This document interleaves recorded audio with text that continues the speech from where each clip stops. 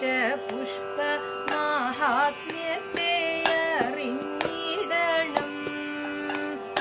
ആദ്യ പുഷ്പം കറൂപയ്ക്ക് ആദിത്യനാം ദേവനല്ലോ.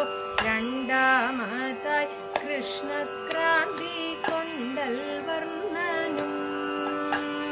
പിന്നെയല്ലോ സംസ്കൃത ക്ലബിന്റെ ഭാഗമായി നടത്തുന്ന പത്തിലകളുടെയും ദശപുഷ്പങ്ങളുടെയും പ്രദർശനമാണിത്.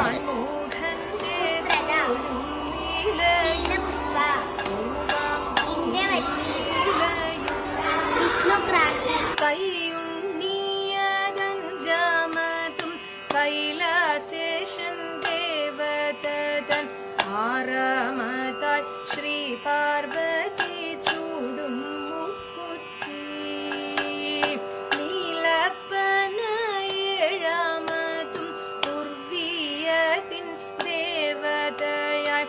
അഷ്ടമനം ഊഴിഞ്ഞ